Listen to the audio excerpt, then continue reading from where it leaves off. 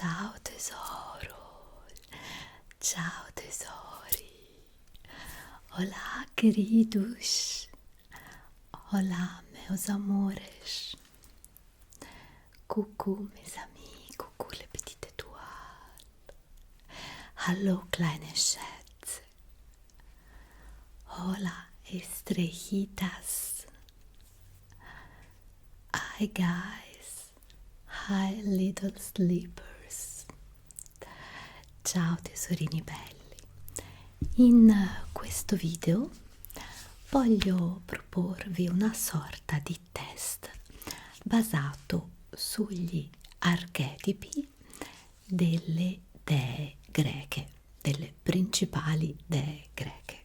Per farlo mi aiuterò con il mio amico fidato iPad,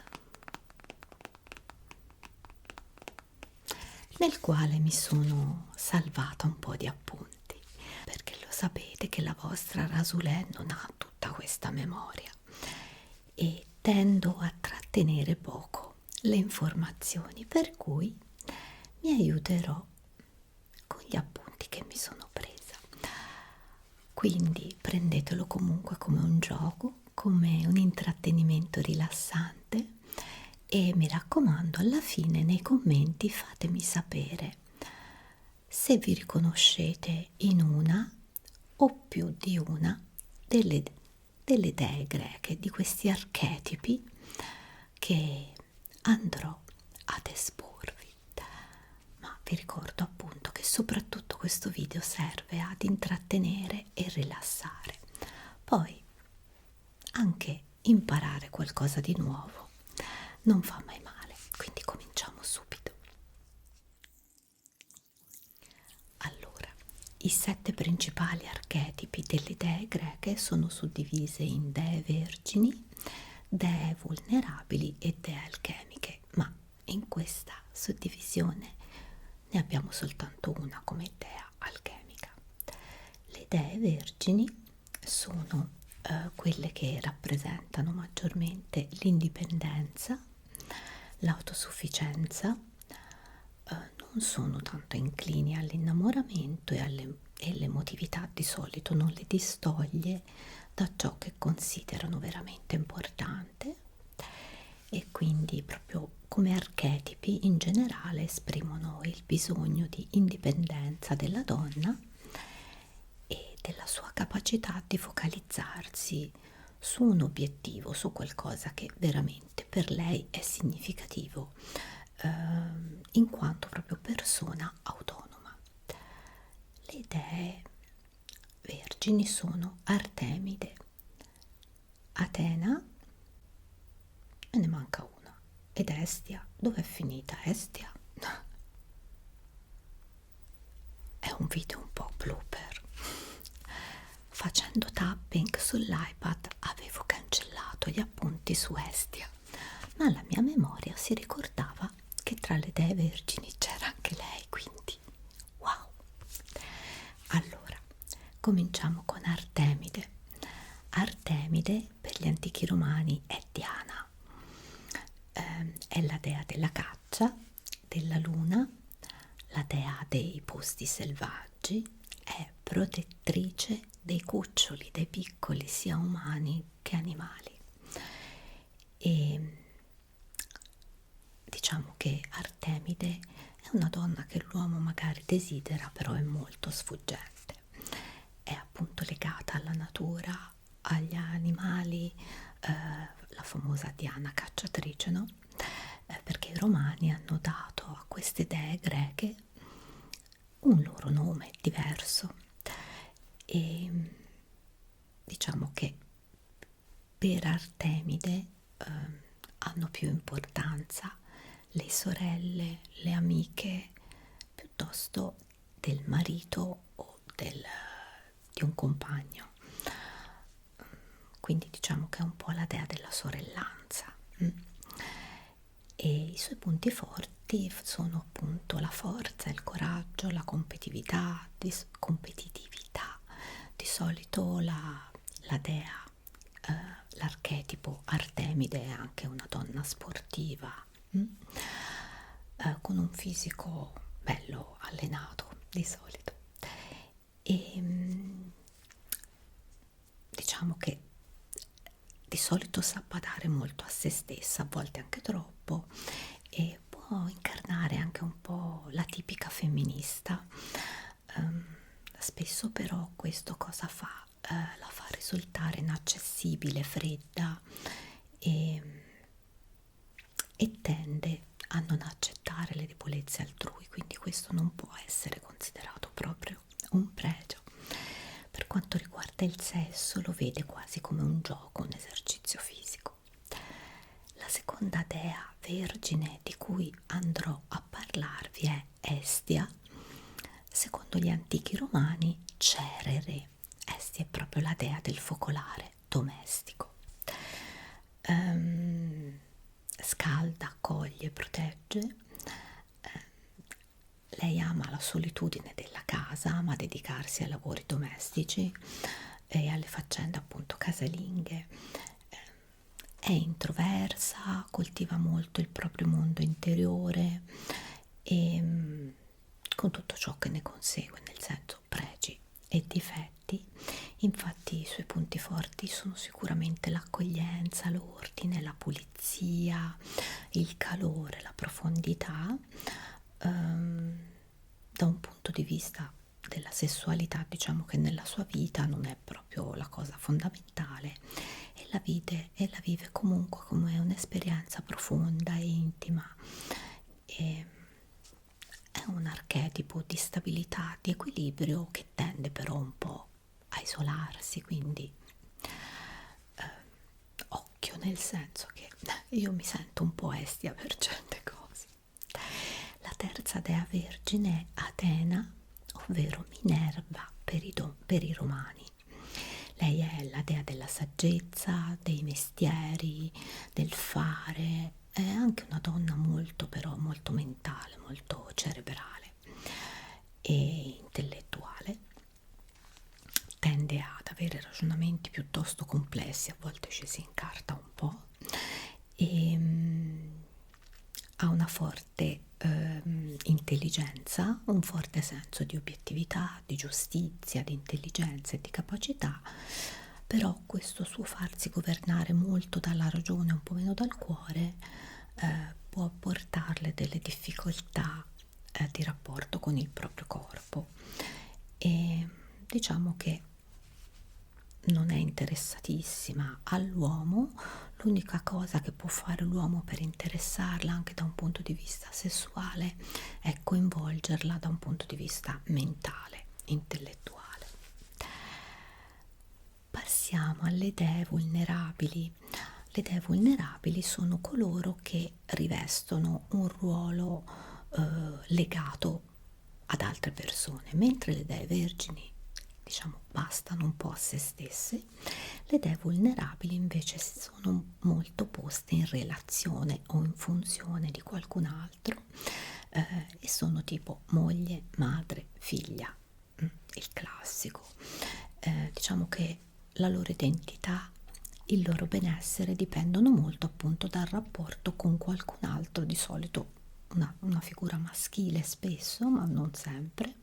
Hanno bisogno di un legame per espletare al meglio il loro archetipo. Per questo sono vulnerabili appunto. La prima è Era, per gli antichi romani è Giunone. Era la moglie di Zeus, scusate, Zeo.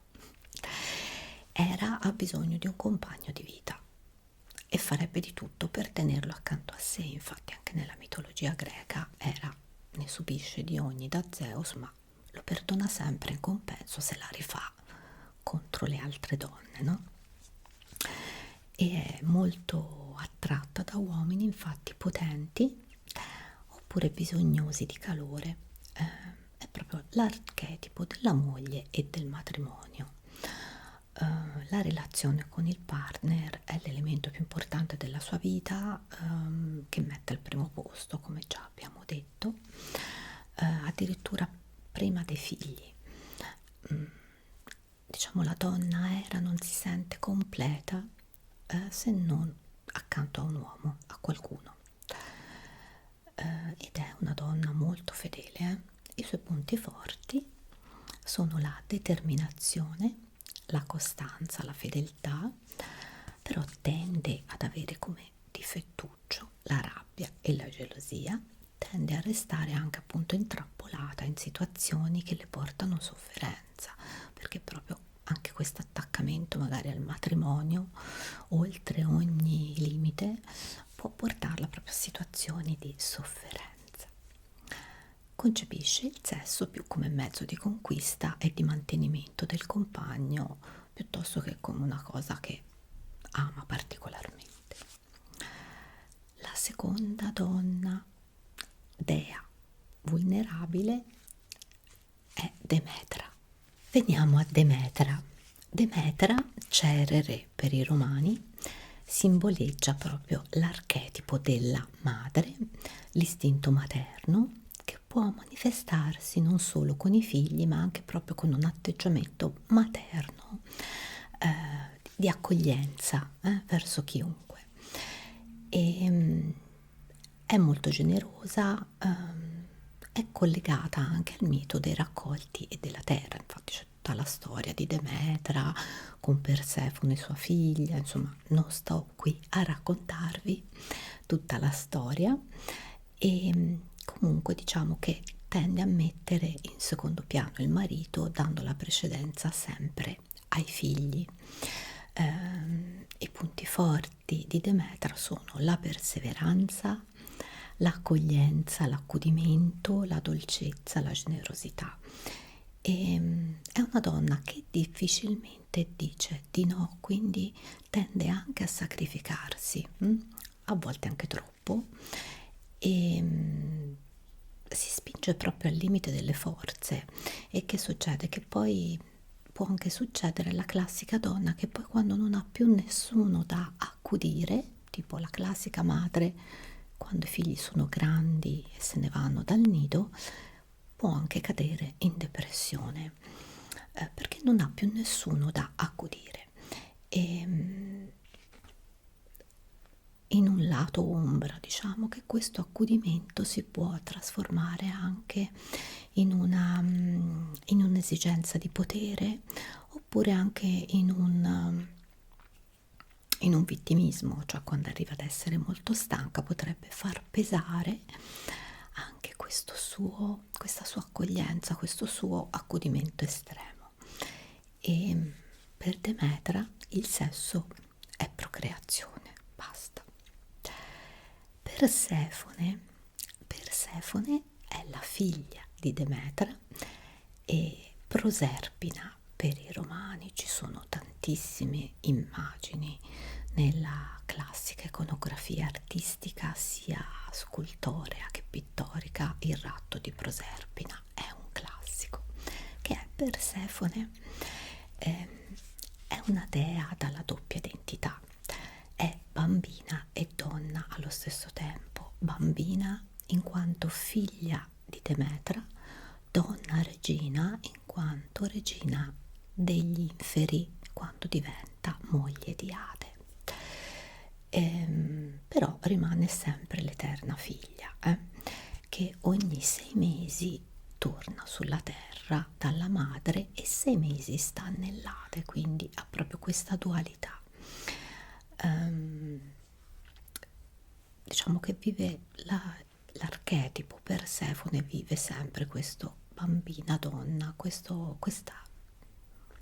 oscillare, e tende a non agire in prima persona, aspetta spesso che qualcun altro decida per lei, scelga per lei, e tende a farsi appunto suoi le decisioni degli altri.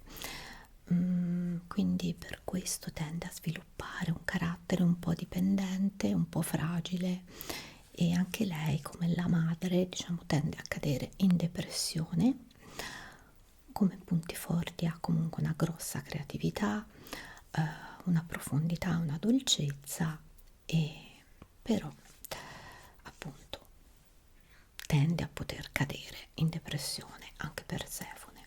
La sua sessualità può essere totalmente assente quando prevale la parte bambina, mentre diventa molto profonda e ha esperienze anche forti quando prevale la parte donna, regina degli inferi.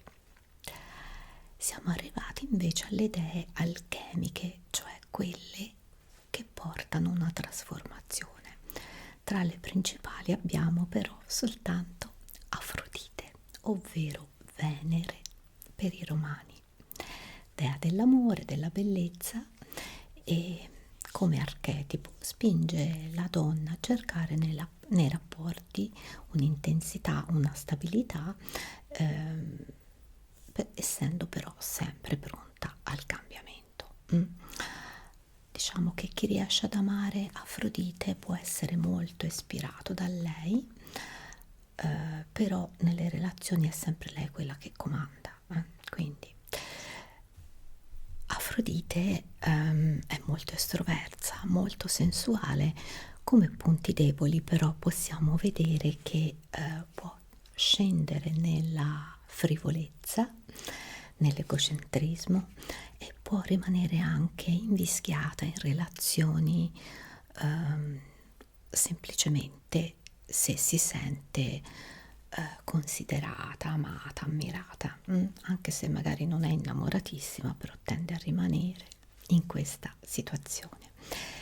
E le donne che rispecchiano un po' questo archetipo di Afrodite amano il piacere, la sensualità, e la sessualità la vivono in modo molto carnale. Bene, io ho fatto questa breve infarinatura sulle dee greche, molto molto breve, spero che vi abbia intrattenuto, rilassato e perché no anche incuriosito. Se vi ha incuriosito vi invito a cercare notizie, ad andare su Google digitando i nomi magari delle dee che vi hanno incuriosito, oppure anche semplicemente digitando archetipi, dee, qualcosa del genere, e potrete così approfondire l'argomento. Ci sono anche dei canali che approfondiscono la cosa, magari non in ASMR, quindi cercate e troverete. Voglio promuovere la curiosità, stavolta non vi metterò nessun link diretto, in modo che se sarete curiosi o curiose vi deve venire la voglia di andare a cercare. Io tesori belli vi ringrazio tanto della compagnia e ci vediamo presto per un altro video, sempre qui su Arasulè.